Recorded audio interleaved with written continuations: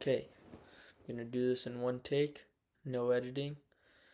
I was just selected as an Army officer candidate, and I wanted to take everybody who's interested or going through the process themselves through my experience and share any tips that may be helpful for you guys. So, I spoke to a recruiter, and this application process, by the way, is a long one. It's about 5 to 6 months for me and sometimes longer for others.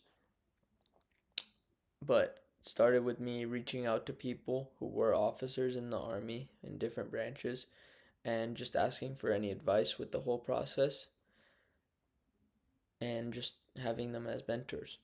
Then I spoke to a recruiter, took my ASVAB, which is very important you study hard for because the higher your score, the stronger your application. And your recruiter should provide you with materials to study for this. Next, I went to MEPS, which I did a lot of medical tests and they asked me about my medical history. Thankfully, I didn't have to get any waivers. I know a lot of people had to, but I'm not familiar with that process of getting a waiver. Next, I actually switched recruiters. And I think it's a really important step for me because I got somebody I trusted a lot more with my future, and they had a lot more experience with officer applications.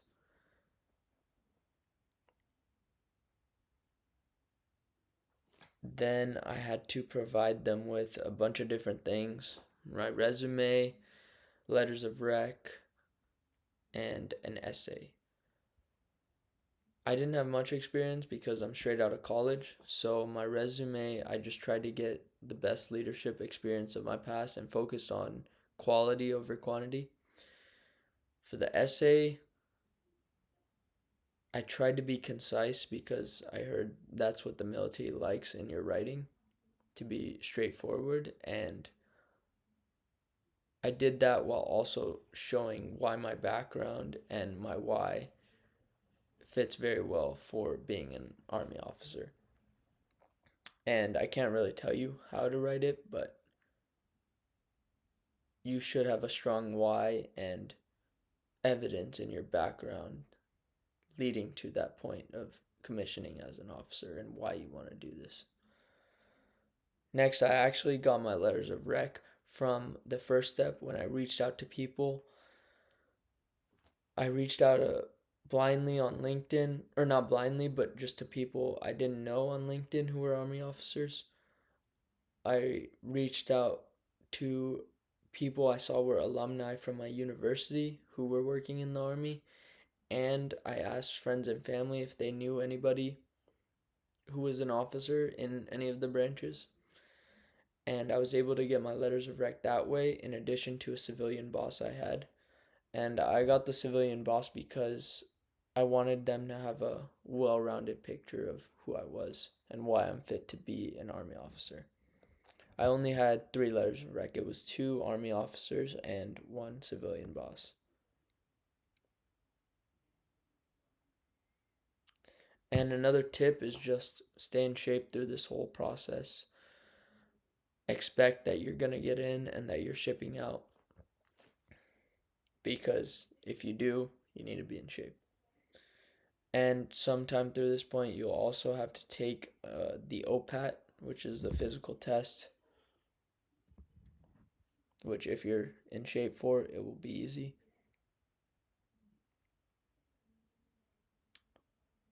Next, it was actually the interview, and I'm very grateful to have the recruiter I had because they helped a lot in providing me with possible questions I could expect on the interview.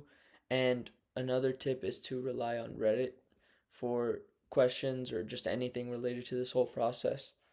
There's Army OCS, r/Army OCS, which I looked at a lot. And I actually had a mock interview, which was the company level interview before I went to the battalion board, which is the one that matters. And that prepared me really well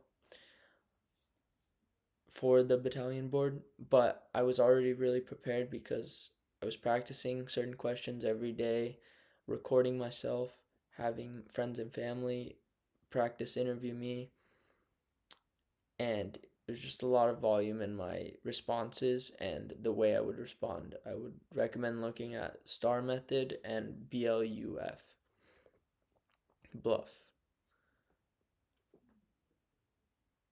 And so the company level interview went well. I met the company commander, I believe, and the XO, who were very kind. They told me I could reach out to them at any time, even in the future, if I had any questions. And I leaned really heavily on them for feedback and how to improve in this for this next interview, the battalion board. From there, 2 days later, I had the battalion board interview. It was on Microsoft Teams. Obviously, don't show up looking like me right now. Shave, clean, if you're a male. And, I mean, shave also if you're female with a beard. I don't know why I said that, but get a clean haircut and dress nice, suit and tie, coat, and just be confident. I was pretty confident because of the hours I spent practicing, and to be honest, I wasn't that confident, but I was ready. Okay, I was ready. That's what matters.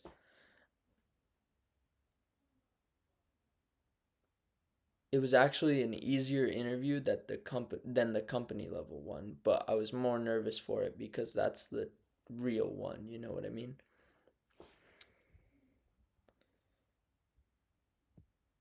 And my recruiter was able to send me my scores.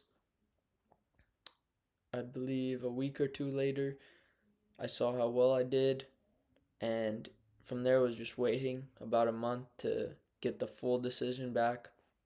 And by the way, I applied for active duty Army OCS.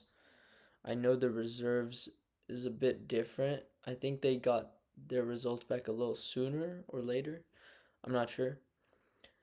But yeah, throughout this time, train, be in shape, but also spend time with your family, work if you're working, and try not to think about it too much. The decision will come. I heard back in December 2025 and I got selected.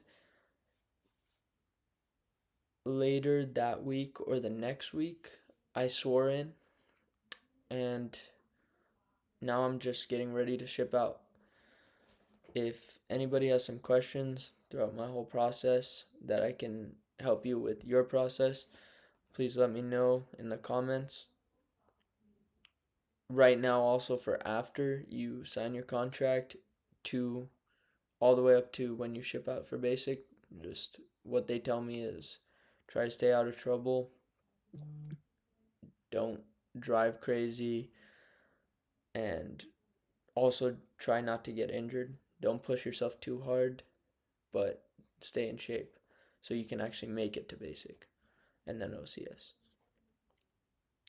I would say one of the most important parts, I'll stress again, is the first step I did, which was just reaching out to possible mentors. And honestly, that step alone reinforced my feelings of wanting to be an Army officer because I saw the type of people they were and how kind and willing to help they were. And it got me even more excited to go through this whole training pipeline to commission. That's the end of the video. I'm going to try to also document my experience with going through basic and then OCS as much as I can. And again, just let me know if anybody has any questions or if I can help out in any way. Good luck with everyone's process.